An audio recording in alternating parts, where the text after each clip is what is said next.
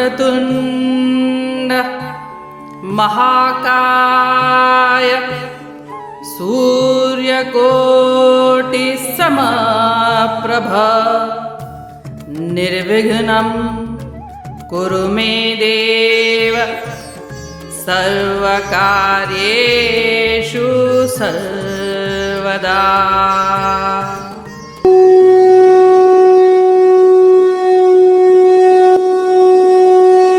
प्रस्तुत करता है माया वसंदानी। श्लोक 31।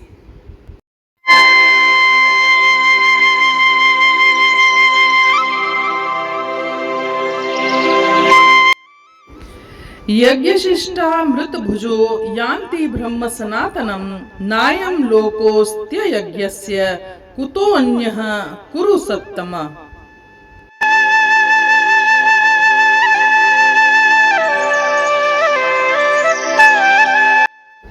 अर्थात, हे कुरुवंशियों में श्रेष्ठ अर्जुन, यज्ञ से बचे हुए अमृत का अनुभव करने वाले सनातन पर ब्रह्म परमात्मा को प्राप्त होते हैं। यज्ञ न करने वाले मनुष्य के लिए यह मनुष्य लोक भी सुखदायक नहीं है, फिर परलोक कैसे सुखदायक होगा।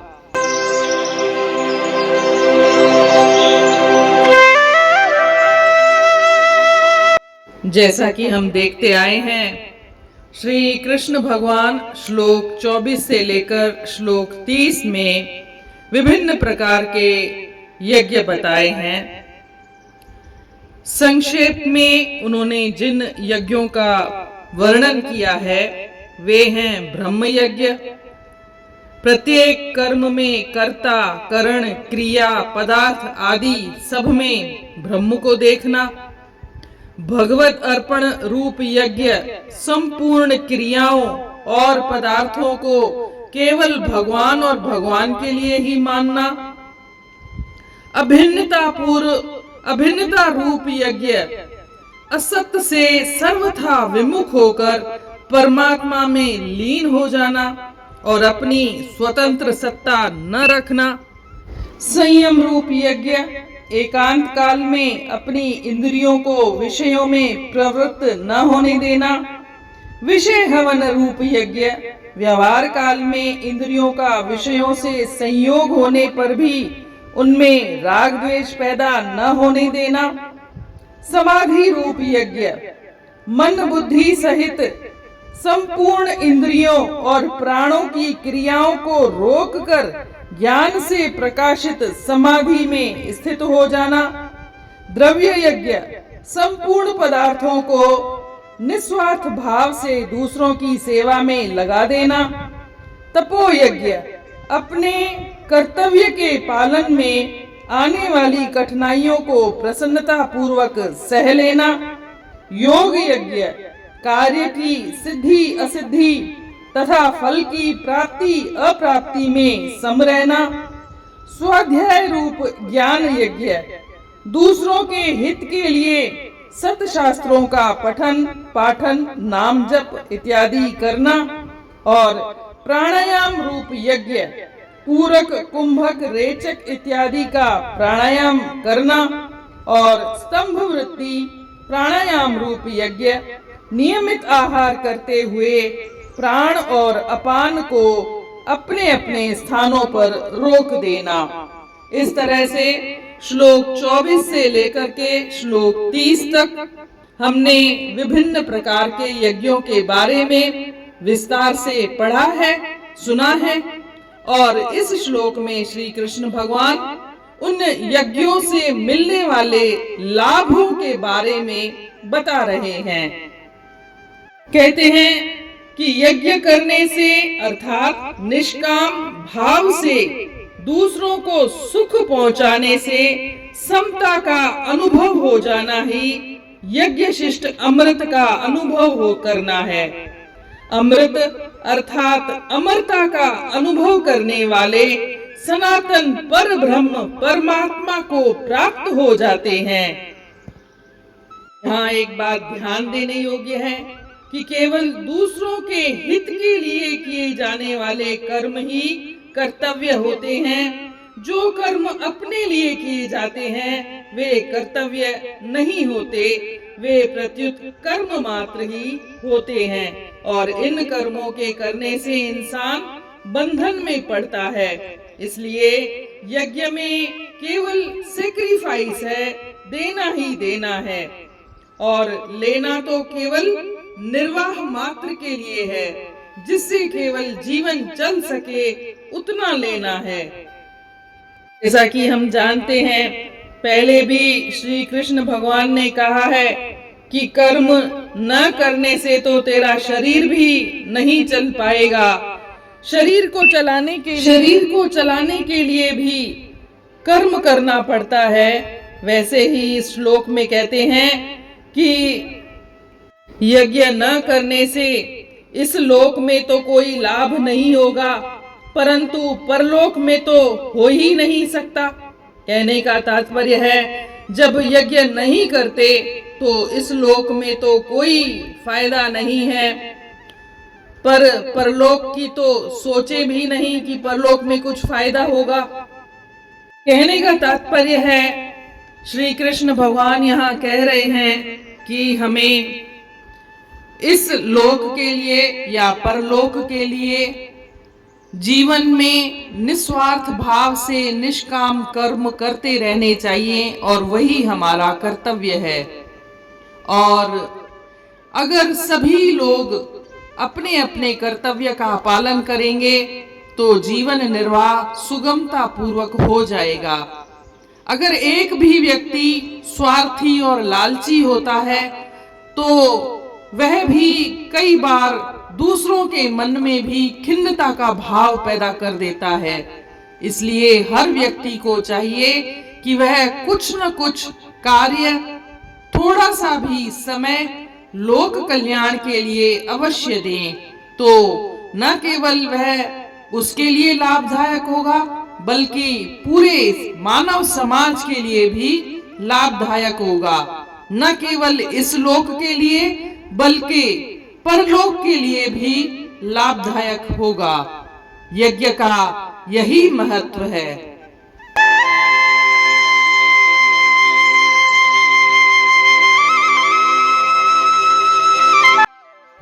Those who know the secret of sacrifice and engaging in it partake of its remnants that are like nectar, advance towards the absolute truth.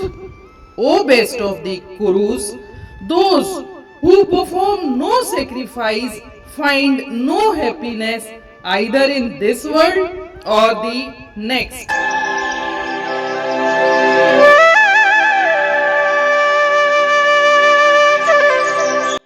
So far, from verse 24th to verse 30th, we have read different kind of yajnas. In brief, these are Brahma Yajna, Bhagavad Arpan Roop Yajna, Abhinata Roop Yajna, Sanyam Roop Yajna, Vishay Havan Roop Yajna, Samadhi Roop Yajna, Dravya Yajna, तपो यज्ञ, योग यज्ञ, स्वाध्याय रूप यज्ञ, प्राणायाम रूप यज्ञ, स्तंभ वृत्ति प्राणायाम रूप यज्ञ. In this verse, Lord Krishna tells us about the benefits of these yajnas. What is the significance of performing these yajnas? Those who realize equanimity, having performed sacrifice, having performed duty without any selfish motive, are said to have taken the remnants of the sacrifice. Such people are released from all sins and attain to the eternal absolute. When any action is performed as duty for the welfare of others without any selfish motive, it becomes a sacrifice, or we call it yajna. But actions performed with a selfish motive leads to bondage. In a sacrifice, all possessions offered to others for his own self, he performs only action which is inevitable for the bare maintenance of body. As we have seen earlier, Lord Krishna says, even the maintenance of the body would not be possible by inaction. Similarly, here he declares, this world is not felicitous for him who performs no sacrifice. How then can he have happiness in any other world? He who performs actions with a selfish motive disturbs peace, causes disorder and strife, and does not attain salvation.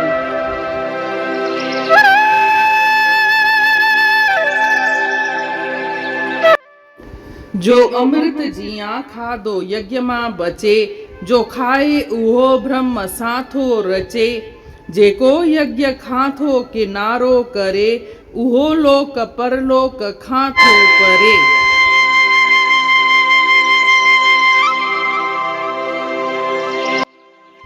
जीअं त पाण खे ॼाण आहे, श्री कृष्ण भॻवान जुदा जुदा नमूननि जा यज्ञ ॿुधाया आहिनि। थोरे में उहे आहिनि ब्रह्म यज्ञ, भगवत अर्पण रूप यज्ञ, अभिन्नता रूप यज्ञ, संयम रूप यज्ञ, विषय हवन रूप यज्ञ, समाधि रूप यज्ञ, द्रव्य यज्ञ, तपो यज्ञ, योग यज्ञ, स्वाध्याय रूप यज्ञ, प्राणायाम रूप यज्ञ, स्तंभ वृत्ति प्राणायाम रूप यज्ञ। इन नमूने उन्हनि जुदा जुदा नमूननि जो यज्ञनि जो उल्लेख कयो आहे। हाणे हिन श्लोक में ॿुधाइनि था त इन्हनि यज्ञ करण सां कहिड़ो फ़ाइदो मिली थो सघे। जीअं त उन्हनि चयो आहे, जेको बि कर्म निस्वार्थ भाव सां निष्काम भाव रखी करे ॿियनि जे लाइ लोक कल्याण लाइ कयो वञिबो आहे, उनखे ई कर्तव्य कर्म चइबो आहे। जेको पाण पंहिंजे फ़ाइदे लाइ था कयूं, उहो कर्तव्य कर्म न आहे। जेके कम निष्काम भाव सां लोक कल्याण लाइ कयूं था, उहे ई सेक्रीफाइस या यज्ञ चई था सघूं। ऐं जेको माण्हू यज्ञ कंदो आहे, लोक कल्याण लाइ कुझु कर्म कंदो आहे, त उन सां ई हुनजी आत्मा परमात्मा में विलीन थींदी आहे। हुनखे जन्म बंधन सां, जन्म मरण जे चक्कर सां, उन्हनि बंधननि सां मुक्ति मिलंदी आहे। पर जेके कर्म हू पंहिंजे लाइ थो करे, त उन सां हू बंधननि में ई पवंदो आहे। चवनि था, हर माण्हू अगरि थोरो थोरो निष्काम भाव सां कर्म कंदो हले, त मानव समाज लाइ बि इहो फ़ाइदे वारो थींदो। पाण ॾिसंदा आहियूं, रुगो कंहिं संस्था में या घर में ई को हिकु माण्हू रुगो स्वार्थ वृत्तीअ जो आहे, रुगो पंहिंजे बारे में सोचींदो आहे, लालची आहे, त उन सां ई ॿिए घर जे सदस्यनि में ई हिकु खिन्नता जो भाव पैदा थींदो आहे। उहे उन सां पशेमान थी पवंदा आहिनि। पर अगरि सभई थोरो थोरो कनि, त घर सुगमता पूर्वक हलंदो आहे। इन नमूने हर इंसान खे कुझु न कुझु कर्म निस्वार्थ भाव सां निष्काम भाव रखी करे करण घुर्जनि लोक कल्याण लाइ। अॻियां चवनि था, जेको माण्हू यज्ञ नथो करे, उनखे हिन लोक में त छा, परलोक में त छा, पर हिन लोक में बि हुनखे कोई फ़ाइदो कान्हे। मतिलबु हुन लाइ त हिन लोक में ई को फ़ाइदो कान्हे, त परलोक जी त ॻाल्हि ई छा कजे। इन करे हिन लोक खे सुधारणो हुजे या परलोक खे, ॿिन्हिनि लोकनि लाइ पाण खे निष्काम भाव रखी करे लोक कल्याण लाइ कुझु न कुझु कर्म अवश्य करणु घुर्जे। इन रीति अध्याय 4 जे श्लोक 31 जो अर्थ पूर्ण थियो। सुभाणे ॾिसंदासीं श्लोक 32। तेसीं ताईं जय श्री कृष्ण।